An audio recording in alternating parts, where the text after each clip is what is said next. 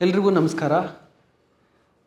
ಮಾನಸಿಕ ಆರೋಗ್ಯ ಮತ್ತು ನಮ್ಮ ಆ, ನಿತ್ಯ ಜೀವನದಲ್ಲಿ ಬೇಕಾಗಿರುವಂಥ ಸಂಗತಿಗಳನ್ನು ತಿಳ್ಕೊಳ್ಳೋದಕ್ಕೋಸ್ಕರ ನಾವಿಲ್ಲಿ ಸೇರಿದ್ದೀವಿ.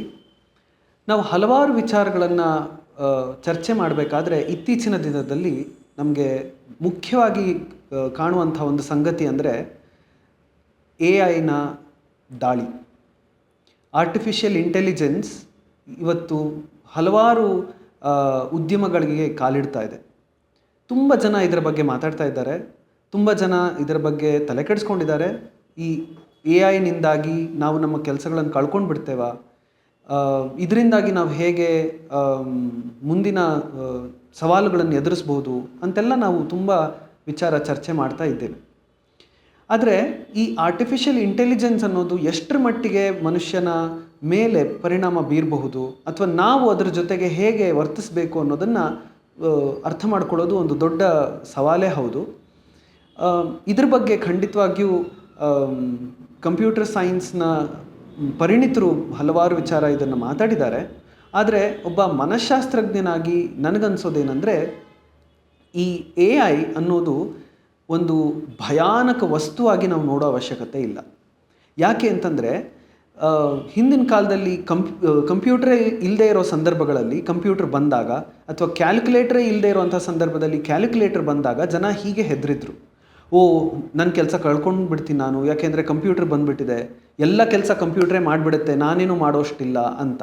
ಆದರೆ ನಾವೆಲ್ಲ ಕಂಪ್ಯೂಟ್ರನ್ನು ಮೀರಿ ಕೆಲಸ ಮಾಡೋದನ್ನು ಕಲ್ತಿದ್ದೀವಲ್ವ. ಇವತ್ತು ಬ್ಯಾಂಕ್ನಲ್ಲಿ ಕಂಪ್ಯೂಟರ್ ಬಂದಾಗ ಜನ ಹೆದರಿದ್ರು, ಆದರೆ ಇವತ್ತು ಆ ಕಂಪ್ಯೂಟರನ್ನೇ ಬಳಸ್ಕೊಂಡು ಬ್ಯಾಂಕ್ನಲ್ಲಿ ಹೇಗೆಲ್ಲ ಕೆಲಸ ಮಾಡ್ಬೋದು ಅಂತ ಜನ ಕಲ್ತಿದ್ದಾರೆ.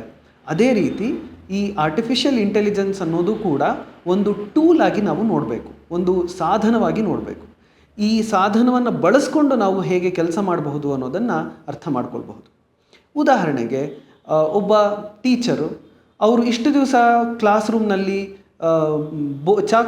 ಚಾಕ್ ಪೀಸು ಮತ್ತು ಬೋರ್ಡ್ನಲ್ಲಿ ಪಾಠ ಮಾಡ್ತಾಯಿದ್ರು, ಅಥವಾ PPT ಮಾಡಿ ಪ್ರೊಜೆಕ್ಟ್ ಮಾಡಿ ಪಾಠ ಮಾಡ್ತಾಯಿದ್ರು.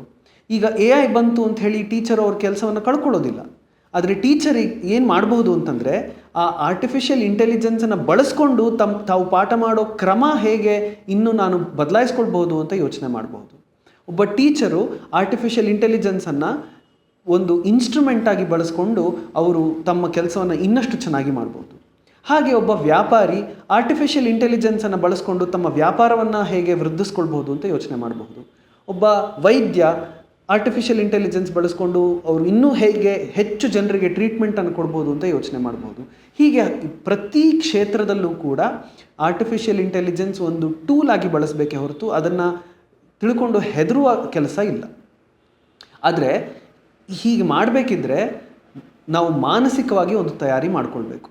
ಆ ಮಾನಸಿಕ ತಯಾರಿ ಏನು ಅಂತಂದರೆ, ಅದನ್ನು ಗ್ರೋತ್ ಮೈಂಡ್ಸೆಟ್ ಅಂತ ಕರೀತಾರೆ. ಅಂದರೆ ಯಾವುದೇ ಒಂದು ಸವಾಲು ಬಂದಾಗ ಅದು ನನ್ನ ಕೈಲಿ ಆಗೋದಿಲ್ಲ, ಇದು ಇಲ್ಲಿಗೆ ಮುಗೀತು ಅಂತ ಬಿಡೋದ್ರ ಬದಲು ಅದನ್ನು ಎದುರಿಸುವಂಥ ಧೈರ್ಯವನ್ನು ನಾವು ತಗೊಳ್ಬೇಕು. ಯಾವಾಗ ನಾವು ಧೈರ್ಯವಾಗಿ ಆ ವಸ್ತುವನ್ನು ಎದುರಿಸ್ತೀವಿ, ಆ ಸನ್ನಿವೇಶವನ್ನು ಎದುರಿಸ್ತೀವಿ, ಆಗ ನಾವು ಅಲ್ಲಿ ಒಂದು ಪರಿಹಾರವನ್ನು ಕಂಡುಕೊಳ್ಳಿಕ್ಕೂ ಕೂಡ ಸಾಧ್ಯ ಆಗುತ್ತೆ. ಹಾಗೆ ಈ ಆರ್ಟಿಫಿಷಿಯಲ್ ಇಂಟೆಲಿಜೆನ್ಸ್ನ ವಿಷಯಕ್ಕೆ ಬಂದಾಗ ನಾವು ಅದನ್ನು ನೋಡಿ ಹೆದರಿ ಕೆಲಸ ಬಿಟ್ಟು ನನಗೇನೂ ಆಗೋದಿಲ್ಲ ಅಂತ ಕೂತ್ಕೊಳ್ಳೋದ್ರ ಬದಲು ಅದನ್ನೇ ಬಳಸ್ಕೊಂಡು ನಾನು ಹೇಗೆ ಇನ್ನೂ ಹೆಚ್ಚು ಕೆಲಸ ಮಾಡಬಹುದು ಅನ್ನೋದನ್ನು ನಾವು ತಿಳ್ಕೊಳ್ಬೋದಾಗಿದೆ. ಈ ಪಾಠನ ನಾವು ಎಲ್ಲೆಲ್ಲೋ ಹೋಗಿ ನೋಡಿ ಕಲಿಬೇಕಾಗಿಲ್ಲ. ನಮ್ಮ ಕಣ್ಣೆದುರಿಗೆ ಒಂದು ಸುಂದರವಾದ ದೃಷ್ಟಾಂತ ಇದೆ. ನಿಮಗೆಲ್ಲ ಗೊತ್ತಿರಬಹುದು, UPI ಪೇಮೆಂಟ್ ಬಂದಾಗ, ಡಿಜಿಟಲ್ ಪೇಮೆಂಟ್ ಬಂದಾಗ ಪ್ರತಿಯೊಬ್ಬರು ಹೆದರ್ಕೊಂಡಿದ್ದೇನಂತಂದರೆ, ಚಿಕ್ಕ ಪುಟ್ಟ ವ್ಯಾಪಾರಿಗಳೆಲ್ಲ ಕಷ್ಟಪಡ್ತಾರೆ, ಯಾಕೆಂದರೆ ಅವರಿಗೆ ಮೊಬೈಲ್ ಯೂಸ್ ಮಾಡಲಿಕ್ಕೆ ಬರೋದಿಲ್ಲ, ಅವ್ರ ಹತ್ರ ಇಂಟರ್ನೆಟ್ ಇರೋದಿಲ್ಲ ಅಂತೆಲ್ಲ.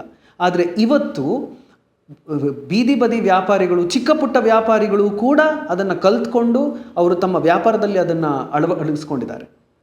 ಅವ್ರಿಗೆ ಮೊಬೈಲ್ ಬಳಸೋಕ್ಕೆ ಬರದೇ ಇರಬಹುದು, ಆದರೆ ಒಂದು QR ಕೋಡನ್ನು ಉಪಯೋಗಿಸೋದು ಹೇಗೆ, ನನ್ನ ಅಕೌಂಟಿಗೆ ದುಡ್ಡು ಬಂತಾ ಬರಲಿಲ್ವಾ ಅಂತ ತಿಳ್ಕೊಳ್ಳೋದು ಹೇಗೆ ಅನ್ನೋ ಅಷ್ಟರ ಮಟ್ಟಿಗೆ ಅವರು ಅದನ್ನು ಕಲ್ತ್ಕೊಂಡಿದ್ದಾರೆ. ಹಾಗೆ ಯಾವುದೇ ವಸ್ತು ಕೂಡ, ಯಾವುದೇ ವಿಷಯ, ಯಾವುದೇ ಸಂಗತಿ, ಯಾವುದೇ ಸನ್ನಿವೇಶ ನಾವು ಹೆದರಿ ಕೂತ್ಕೊಳ್ಳೋದ್ರ ಬದಲು ಅದನ್ನು ಎದುರಿಸಿದಾಗ ನಮಗೆ ಖಂಡಿತ ಅದಕ್ಕೆ ಪರಿಹಾರ ಸಿಗುತ್ತೆ. ಈ ಆರ್ಟಿಫಿಷಿಯಲ್ ಇಂಟೆಲಿಜೆನ್ಸ್ ಕೂಡ ಅಂಥದೇ ಒಂದು ಸಂದರ್ಭ. ನಾವು ಹೆದರಿ ಇದು ಕೆಲಸ ಕಳ್ಕೊಂಡು ಬಿಡ್ತೀವಿ ಅಂತ ಟೆನ್ಷನ್ ಮಾಡ್ಕೊಳ್ಳೋದ್ರ ಬದಲು ಅದನ್ನು ಬಳಸ್ಕೊಂಡು ಹೇಗೆ ನಾನು ಬೆಳಿಬಹುದು ಅಂತ ಯೋಚನೆ ಮಾಡಿದಾಗ ನಮಗೆ ಪರಿಹಾರ ಸಿಗುತ್ತೆ. ಹೀಗೆ ಆರ್ಟಿಫಿಷಿಯಲ್ ಇಂಟೆಲಿಜೆನ್ಸ್ನ ಬಗ್ಗೆ ನಾವು ಹೆಚ್ಚು ತಲೆ ಕೆಡಿಸ್ಕೊಳ್ಳೋದನ್ನು ಬಿಟ್ಟು ಅದನ್ನು ಒಂದು ಟೂಲ್ ಆಗಿ, ಒಂದು ಇನ್ಸ್ಟ್ರೂಮೆಂಟ್ ಆಗಿ ಬಳಸ್ಕೊಂಡು ಹೇಗೆ ನಮ್ಮ ವೃತ್ತಿ ಜೀವನನ ಇನ್ನೂ ಚಂದ ಮಾಡ್ಕೊಳ್ಬಹುದು, ಅದರಲ್ಲಿ ಹೇಗೆ ಬೆಳಿಬಹುದು ಅನ್ನೋದನ್ನು ತಿಳ್ಕೊಳ್ಳೋಣ. ಮತ್ತಷ್ಟು ಸಂಗತಿಗಳ ಜೊತೆಗೆ ಮುಂದಿನ ವಿಡಿಯೋದಲ್ಲಿ ಮತ್ತೆ ಭೇಟಿಯಾಗೋಣ. ನಮಸ್ಕಾರ.